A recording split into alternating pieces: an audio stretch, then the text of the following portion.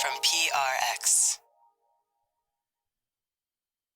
If you get into a verbal cul-de-sac, or if I ask you a question that doesn't make any sense, you can just say, hey, Dina, I have no idea what you're talking about, or let me start again. And through the magic of editing, it disappears. It's more than magic. From Recorded Future News, I'm Dina Temple-Rustin, and this is Click Here's Mic Drop, an extended cut of an interview we think you might want to hear a little more of. For decades, the growth of the computer industry has been guided by something known as Moore's Law. Basically, it was a prediction. Back in the 1970s, a man named Gordon Moore said that the number of tiny circuits and transistors on a chip would double every 2 years. Moore's Law is the reason we went from room-sized computers to the ones we carry in our pockets. And it set the stage for all the electronics we use to get smaller, faster, and less expensive. But it turns out Moore's Law has other applications. Former NASA astronaut Ed Lu says Moore's Law is making its presence felt in space, not just with smaller, less expensive satellites, but with the sheer number of satellite launches we're now seeing. If you look at the annual rate at which satellites are launched into space, it has been doubling every 2 years. And he explains what we need to do to try to deal with that. We'll be right back. I'm Dina Temple-Rustin, and this is Click Here's Mic Drop.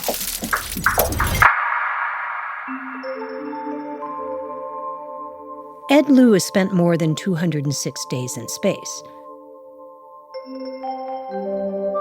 Between 1997 and 2003, he flew 3 space missions and was one of the astronauts living on the International Space Station. Good evening and greetings from the International Space Station. This is a video Ed recorded from space. He's in a blue spacesuit, half standing, half floating, in one of the International Space Station's bays.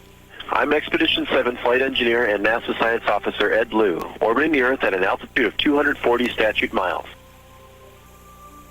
He retired in 2007, and now he's the co-founder and chief technology officer of a company called LEO Labs. It tracks objects in space, typically things in low Earth orbit, about 1,200 miles into the atmosphere. And it isn't just satellites that he's watching. The hard part is finding and tracking all these asteroids. Much more difficult. Because if you think about it, if 1/1,000,000% change in velocity of an asteroid makes an asteroid slightly miss the Earth or hit the Earth, that means I need to measure its velocity accurate to 1/1,000,000% to even know if it's going to hit. Until about 10 years ago, there were relatively few things in the low Earth orbit. But these days, thanks to the Moore's Law of launches, it's getting pretty crowded.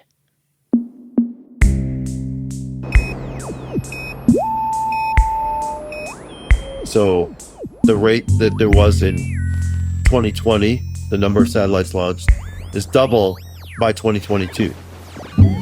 In 2022, there was a little under 2,000 satellites launched, roughly, in 2022. This year, in 2024, there'll be almost 4,000 satellites launched. Whatever is happening today, in 2 years will be twice as much. And in 4 years will be 4 times as much. And in 6 years will be 8 times as much. This is a crazy growth rate. Gordon Moore, the person who anticipated this crazy growth rate in all things tech, was actually a pretty unassuming guy. He wasn't a computer nerd, at least initially. He actually started out as a chemist. Being interested in chemistry happened when my next-door neighbor got a chemistry set when I was about 11 years old. This is Gordon Moore talking about it at a Computer History Museum event celebrating the 40th anniversary of Moore's Law. That was back in 2005. Those days you get some really neat stuff in them. And you can't get the stuff anymore. Right. And Moore said he got really interested in what he called the bangs and the smokes of chemistry. In other words, he built explosives. Finally culminating and turning out small production quantities of nitroglycerin, which are made into dynamite. A couple ounces of dynamite makes an absolutely fantastic firecracker.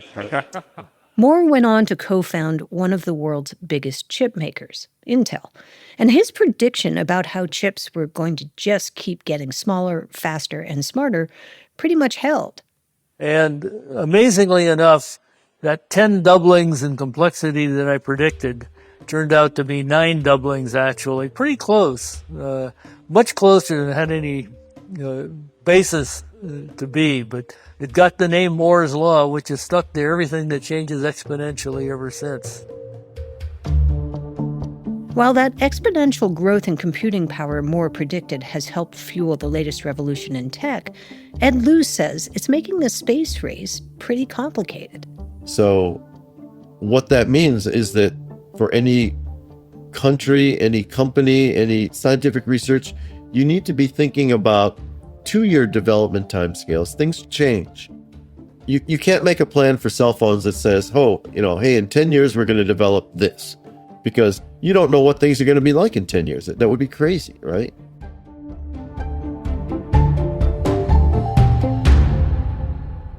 When Ed started LEO Labs 8 years ago, there were about 1,400 satellites buzzing the Earth. Now, it's close to 10,000. Things are moving fast. And it isn't just traditional space powers weighing in anymore. Countries like Costa Rica, Kenya, Paraguay, and the United Arab Emirates have all started space agencies and are launching satellites. And now China is going all in on space.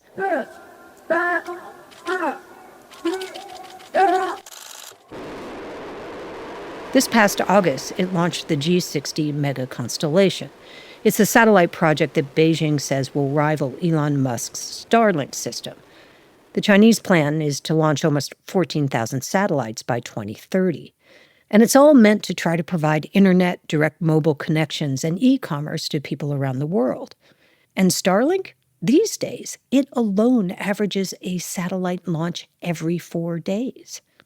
I think it's really interesting that the space conversation is happening now. I know you probably think it's late, but to a regular person, if we look at the internet, when it was created, nobody ever thought about bad people using it, right? I think you could say probably the same thing about social media. Do you think that we're making the same mistake when it comes to space, or do you think that we've kind of learned our lesson and we're trying to get ahead of this?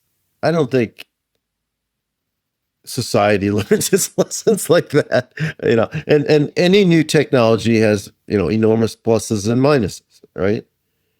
And it's a mistake to think that, suddenly, we were dumb then and now we're smart. We'll never make this mistake again, right? That's not true. Just like everything else, something will be growing like crazy, but only a small fraction of the society realizes this and understands the significance of this great change, right? I think the majority of the population in, the mid-1990s did not realize the significance of the growth of the internet. Majority of people did not realize the significance of the rise of cell phones in the mid-2000s.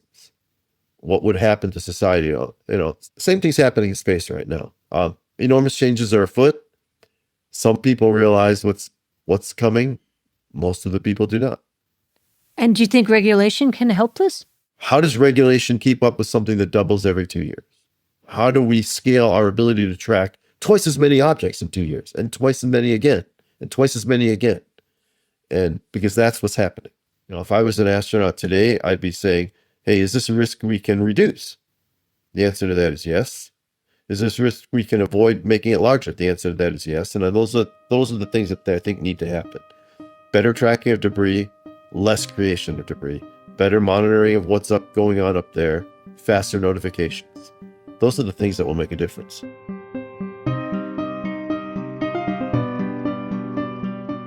From Recorded Future News, this has been Click Here's Mic Drop. It was written and produced by Megan Dietrich, Lucas Riley, Sean Powers, Jade Abdul-Malik, Erica Gaida, and me, Tina Temple-Reston. It was edited by Karen Duffin. We'll be back on Tuesday with an all-new episode of Click Here. Have a great weekend.